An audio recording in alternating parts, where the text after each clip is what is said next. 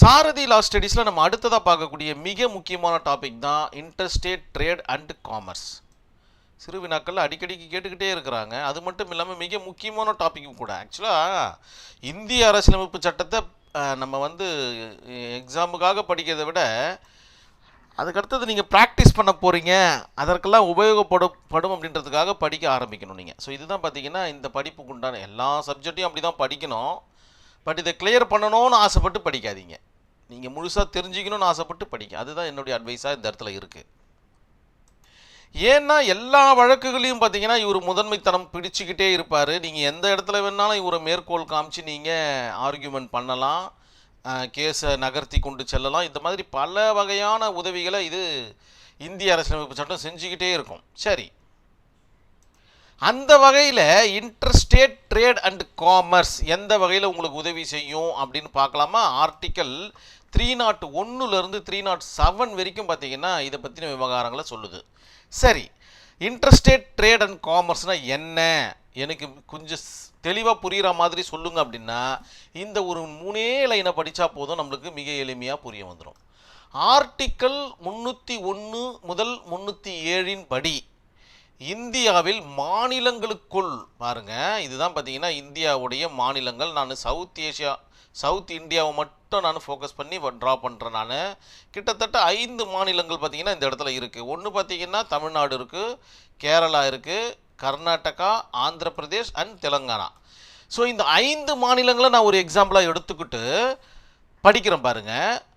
இந்தியாவில் மாநிலங்களுக்குள் இடையே வர்த்தகம் மற்றும் வாணிபம் மற்றும் தொழில் பரிமாற்றத்திற்கு சுதந்திரத்தை உறுதி செய்கிறது. பாருங்களேன் எந்த அளவுக்கு இம்பார்ட்டன்ட் பாருங்களேன். இப்போ ஒரு சின்னதாக ஒரு எக்ஸாம்பிள் தரம் பாருங்கள் உங்களுக்கு. இப்போ தமிழ்நாடு டெரிட்டரி இருக்குது. இந்த இடத்துல தமிழ்நாடுடைய பார்டர்னு சொல்லுவாங்க இல்லையா? ஸோ தமிழ்நாடு பார்டரில் கன்னியாகுமரியில் ஒருத்தர் பார்த்தீங்கன்னா அவருடைய வாகனத்தில் லோடு ஏற்றுறாரு, ஏதோ ஒரு பொருளை லோடு ஏற்றுறாரு. அது பஞ்சியாக இருக்கட்டும், இல்லைன்னா எலக்ட்ரானிக் கூட்ஸாக இருக்கட்டும், இல்லை உணவுப் பொருளாக இருக்கட்டும், ஏதோ ஒன்று வாகனத்தில் ஏற்றிக்கிட்டு அவருடைய டார்கெட் பார்த்தீங்கன்னா தெலுங்கானாவுக்கு போகணும்னு வச்சு போனோமோ.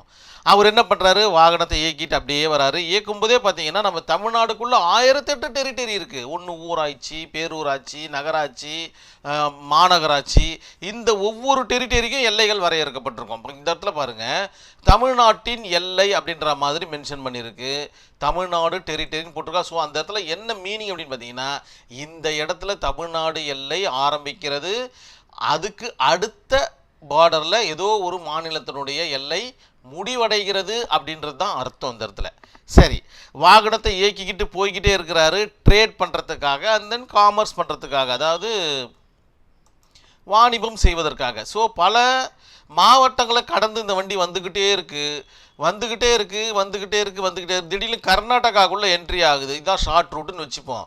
கர்நாடகாக்குள்ளே என்ட்ரி ஆகும்போது இந்த இடத்துல ஒரு டோல்கேட் ஒன்று இருக்கும். டோல்கேட்னா என்ன, சுங்கச்சாவடி கிடையாது, செக்கிங் பாயிண்ட். அதாவது இந்த மாநிலத்திலேருந்து இந்த மாநிலத்தில் நுழையும் போது இந்த வாகனத்திற்கு என்னுடைய மாநிலத்திற்குள்ளே நுழைவதற்குண்டான பர்மிட் இருக்கா அப்படின்னு செக் பண்ணுறதுக்கு பார்த்தீங்கன்னா ஒரு அதாவது செக்கிங் பாயிண்ட் ஒன்று அமைச்சிருப்பாங்க. அதில் நம்ம செக் பண்ணிட்டு தான். ஆனால் இதுக்கு வரைக்கும் உங்களை எதுவுமே கேட்டிருக்க மாட்டாங்க. தமிழ்நாட்டில் ட்ராவல் பண்ணும்போது எதுவுமே கேட்டிருக்க மாட்டாங்க. ஆனால் இந்த இடத்துல வரும்போது கண்டிப்பாக 2 மாநில போலீஸாரும் கண்டிப்பாக இந்த செக் பண்ணுவாங்க. இதான் நம்ம சரியான இடத்துல நிற்கிறோம். என்ன சொல்லுது அப்படின்னு பார்த்தீங்கன்னா வாணிபம் மற்றும் தொழில் பரிமாற்றத்திற்கு சுதந்திரத்தை உறுதி செய்கிறது. இப்போது அடுத்த ஸ்டேட்டில் இருக்கிற இந்த நபர், கர்நாடகாவில் இருக்கிற அந்த நபர்கள் போலீஸார் பார்த்தீங்கன்னா உங்களுடைய வாகனம் எங்களுடைய ஸ்டேட்டில் அனுமதி கிடையாது அப்படின்னு சொல்லிட்டாங்கன்னா கண்டிப்பாக அந்த வாகனத்தால் இயக்க முடியாதுன்றது தான் உண்மையான விஷயம். ஆனால் இந்தியன் கான்ஸ்டியூஷன் என்ன சொல்லுது அப்படின்னு பார்த்தீங்கன்னா ஃப்ரீ மூமெண்ட் இருக்குது உங்களுக்கு. அதாவது இந்தியா முழுக்க வாணிபம் செய்வதற்கு உங்களுக்கு ஃப்ரீ மூமெண்ட்டை நான் கொடுக்குறேன். நீங்கள் தாராளமாக நீங்கள் எடுத்து செல்லுங்க உங்களுடைய பொருள்களை வியாபாரத்திற்காக அப்படின்ற மாதிரியான ஒரு உத்தரவாதத்தை கொடுக்குது. அந்த உத்தரவாதம் எந்த அளவுக்கு பவர்ஃபுல்லுன்னு பார்த்தீங்கன்னா அவர்களுக்கு உண்டான பெர்மிட்டை காமிச்சிட்டு நம்ம போய்கிட்டே இருக்க வேண்டியது தான். நம்மளுடைய ஸ்டேட்டில் எப்படி இயங்குறோமோ அதே மாதிரி இயங்கிட்டு அப்படியே போயிட்டு அப்படியே நீங்கள் ஆந்திராவில் வரும்போது என்ன ஆகுது, ஆந்திராலேயும் ஒரு செக்கிங் பாயிண்ட் ஒன்று இருக்கும். இந்த செக்கிங் பாயிண்டில் இங்கே என்ன நடந்ததோ அதே மாதிரியான விவகாரங்கள் நடக்கும். என்னுடைய ஸ்டேட்டுக்குள்ளே வரத்துக்கு உண்டான பெர்மிட்டை காமிங்கன்னு சொல்லும்போது அதை காமிக்கணும், என்ன கூட்ஸ் இருக்குது அப்படின்றத சொல்லணும். சொல்லிவிட்டு அவங்க திருப்தி அடைஞ்சாங்கன்னா உடனே அவங்க அனுமதிப்பாங்க. எதற்காக அப்படின்னு பார்த்தீங்கன்னா, ஒரு கள்ளக்கடத்தல் இந்த மாதிரியான விவகாரங்கள் நடந்துடக்கூடாதுன்றதுக்கு தான் இந்த செக்கிங் பாயிண்ட் எல்லாம். சரி, எதற்காக இந்த மாதிரியான அமைப்பை இந்திய அரசியலமைப்பு சட்டம் கொடுத்துருக்கு அப்படின்னு பார்த்தீங்கன்னா, இந்த ஒரு லைனை பார்க்கும்போது நமக்கு புரிய வந்துடும். இந்தியாவை ஒருங்கிணைந்த பொருளாதார அமைப்பாக உருவாக்குவதே இதன் நோக்கமாகும். பாருங்களேன், ஒரு ஸ்டேட்டாக பிரிஞ்சு இருந்துச்சு, நான் இந்த ஸ்டேட்டில் அனுப்ப மாட்டேன் அந்த ஸ்டேட்டில் அனுப்ப மாட்டேன்னு அவங்களுடைய கட்டுப்பாடுகளை விதிச்சுட்டாங்கன்னா அது தனி நாடு மாதிரி கருதப்படும், ஒரு மாநிலம் மாதிரி கருதப்படாது. ஏன்னா இந்தியா வந்து பார்த்திங்கன்னா ஒருங்கிணைந்த ஒரு நாடு, எல்லா மாநிலங்களையும் ஒருங்கிணைந்த ஒரு நாடு தான் இந்தியா. அதனால தான் பார்த்தீங்கன்னா இந்த இடத்துல ட்ரேட் அப்படின்ற இடத்துல பார்த்தீங்கன்னா buying and selling goods all India, throughout all இந்தியாவுக்குள்ளே நீங்கள் பர்ச்சேஸ் பண்ணிக்கலாம், சேல் பண்ணிக்கலாம், என்ன வேணாலும் பண்ணிக்கலாம் அப்படின்ற மாதிரி சொல்லப்பட்டிருக்கு. அதுக்கப்புறம் காமர்ஸ் அப்படின்ற ஒரு வார்த்தையை இந்த இடத்துல மென்ஷன் பண்ணியிருக்கு. ஆல் ஃபார்ம் ஆஃப் டிரான்ஸ்போர்ட்டேஷன், எந்த வகையான டிரான்ஸ்போர்ட்டேஷனாக இருந்தாலும், அதாவது என்ன சொல்கிறது, பயணமாக இருந்தாலும் அது நில வழியாக இருக்கலாம், அல்லது நீர் வழியாக இருக்கலாம், அல்லது ஏர் வழியாக இருக்கலாம். யார் உறுதி செய்கிறது? ஆர்டிக்கல் 301லேருந்து 307 வரைக்கும் உங்களுக்கு உறுதி செஞ்சு கொடுக்குது. நீங்கள் தாராளமாக பயணம் செய்யலாம் த்ரூ அவுட் இந்தியா முழுக்க. அதே போல் இன்டர் கோர்ஸ், இந்த 3 வார்த்தை கண்டிப்பாக உங்களுடைய ஆன்சர் ஷீட்டில் இருக்கிற மாதிரி பார்த்துக்கணும். நீங்கள் அதே மாதிரி 3 வாக்கியங்கள் இருக்கிற மாதிரி பார்த்துக்கணும். இன்டர் கோர்ஸ்னால் என்ன? Movement of goods one place to another place. உங்களுடைய வியாபார பொருள்களை ஒரு இடத்திலிருந்து இன்னொரு இடத்திற்கு நீங்கள் பரிமாற்றம் செஞ்சுக்கலாம். இதற்கு பார்த்தீங்கன்னா மாநிலங்கள் தடை செய்யக்கூடாது, தடை செஞ்சால் அது அகைன்ஸ்ட் இந்தியன் கான்ஸ்டியூஷனல் லா அப்படின்ற மாதிரி உங்களுடைய ஆன்சர் ஷீட்டில் தெளிவாக எழுதுங்க. ஆர்டிகல் 301 என்ன சொல்லுது அப்படின்னு பார்த்தீங்கன்னா, இன்படி இந்தியாவில் மாநிலங்களுக்குள் இடையே பல பொருள்கள் பரிமாற்றத்திற்கு சுதந்திரத்தை உறுதி செய்கிறது. எந்த நாடும் உங்களுடைய ஸ்டேட் வாகனத்தை உள்ளே விட மாட்டேன்னு கண்டிஷனாக சொல்ல முடியாது அப்படின்றத நீங்கள் நினைவில் வச்சுக்கிங்க. செகண்ட் ஒன்று, ஆர்டிக்கல் 302 படி விலங்குகள்னு இருக்குது இல்லைங்களா, அனிமல்ஸ் இருக்கு இல்லையா, அது கூட பார்த்திங்கன்னா இதில் வந்து சேர்ந்துரும் அப்படின்ற மாதிரி சொல்கிறாங்க. ஆனால் இதில் என்ன விஷயம் அப்படின்னு பார்த்தீங்கன்னா, காட்டு விலங்குகள் அதுக்கப்புறம் வீட்டு விலங்குகள்னு இருக்குது. இது பார்த்திங்கன்னா வளர்ப்பு பிராணிகளை நம்ம இஷ்டத்துக்கு ட்ராவல் பண்ண முடியாது. ஏன்னா அதன் மூலமாக என்ன சுகாதாரம் அப்படின்ற ஒரு ப்ராப்ளம் வருது. அதாவது பன்றி காய்ச்சல்னு சொல்லுவாங்க, பறவை காய்ச்சல்னு சொல்லுவாங்க. ஸோ இந்த மாதிரி நேரத்தில் என்ன பண்ணுவாங்கன்னா, அந்த மாநிலத்தில் இருக்கிற பறவைகளை அதாவது கோழி அந்த மாதிரி இறைச்சிக்காக இந்த மாநிலத்துக்கு கொண்டு வரக்கூடாது அப்படின்ற மாதிரி ஒரு கட்டுப்பாடை விதிப்பாங்க. ஸோ அந்த கட்டுப்பாடு அமுலில் இருக்கிற வரைக்கும் அந்த பார்டர் அது தாண்டாது. இதெல்லாம் நீங்கள் கேள்விப்பட்டிருப்பீங்க. எப்படி இப்போ 302 பார்த்தீங்கன்னா அகைன்ஸ்டு இந்தியன் கான்ஸ்டியூஷனாக, இதற்கு முன்னாடி இந்தியா ஃபுல்லாக பொருளாதாரத்தை வந்து நீங்கள் ஊக்குவிச்சிங்களே, இப்போ ஏன் இந்த மாதிரியான தடையை போடுறீங்க?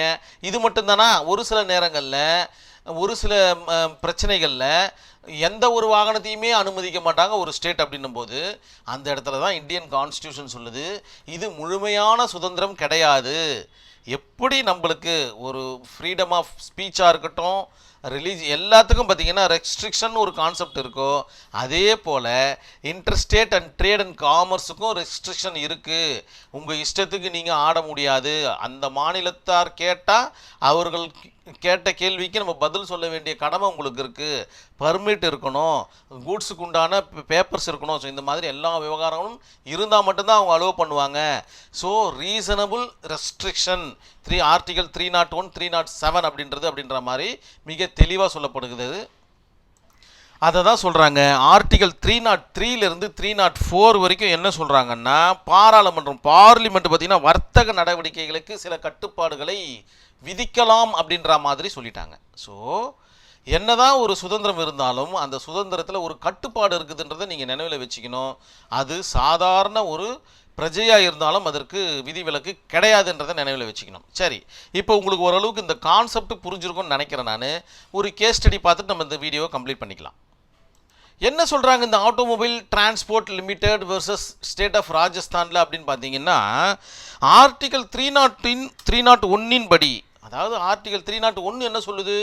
இந்தியா முழுக்க நீங்கள் ட்ரேட் அண்ட் காமர்ஸ் பண்ணுங்க, அதாவது வியாபாரம் பண்ணுங்க, உங்களுக்கு முழு சுதந்திரத்தை கொடுக்குறேன் அப்படின்ற மாதிரி சொல்லுது. ஆனால் இந்த கேஸில் என்ன சொல்கிறாங்கன்னா, அது முழுமையான சுதந்திரம் கிடையாது. தெளிவாக உங்களுடைய ஆன்சர் ஷீட்டில் இருக்க மாதிரி பாருங்கள். முழுமையான சுதந்திரம் அது கிடையாது. ஆர்டிகல் 301 படி அது முழு சுதந்திரம் இல்லை. சில கட்டுப்பாடுகளை அரசாங்கம் விதிக்க முடியும். அரசாங்கம்னா யாரு? தமிழ்நாடுன்றது ஒரு அரசாங்கம், கர்நாடகான்றது ஒரு அரசாங்கம், தெலுங்கானான்றது ஒரு அரசாங்கம், கேரளான்றது ஒரு அரசாங்கம், கர்நாடகான்றது ஒரு அரசாங்கம். இவர்களுக்குள் சில கட்டுப்பாடுகளை விதித்து கொள்ள முடியும் அப்படின்ற மாதிரி இந்த கேஸ் ஸ்டடி சொல்கிறாங்க. எக்ஸாம்பிள் பார்த்தீங்கன்னா டோல் டேக்ஸ். ஒவ்வொரு ஸ்டேட்டுக்கும் பார்த்தீங்கன்னா சுங்கச்சாவடிகளை அமைச்சு அந்த வரியை வசூலிக்கலாம். இந்த மாதிரி மேலும் அந்த நோக்கம் பொதுவானதாக இருக்கணும் அப்படின்ற மாதிரியும் சொல்லிடுறாங்க. அது பார்த்திங்கன்னா ஒரு தனி மனிதனுக்கு உண்டானதாக இருக்கக்கூடாது, அந்த மாநிலத்தை சார்ந்ததாக இருக்கணும். அப்படி இருக்கக்கூடிய எல்லா ரீசனபிள் ரெஸ்ட்ரிக்ஷனும் அப்ளிகபிள் தான். என்னுடைய நாட்டில் ஒரு பிரச்சனை இருக்குது, நீங்கள் உங்களுடைய வாகனத்தை உள்ளே இயக்கக்கூடாதுன்னு சொல்லிட்டாங்கன்னா அது ரீசனபிள் ரெஸ்ட்ரிக்ஷன். இதெல்லாம் நீங்கள் தெளிவாக ஆன்சர் ஷீட்டில் இருக்கிற மாதிரி பாருங்கள். ஒரு கேள்விக்கான பதிலை மிக எளிமையாக புரிஞ்சுக்கிட்டிங்கன்னா ஆன்சர்ஸ் பார்த்திங்கன்னா எக்ஸாம் ஹாலில் வந்துக்கிட்டே இருக்குன்றது என்னுடைய ஆணித்தனமான ஒரு நிலைப்பாடு. கண்டிப்பாக இந்த வீடியோ உங்களுக்கு புரிஞ்சிருக்கும், டாபிக் தெரிஞ்சிருக்குன்ற நம்பிக்கையோடு இந்த வீடியோவை நான் கம்ப்ளீட் பண்ணிக்கிறேன். நன்றி, வணக்கம்.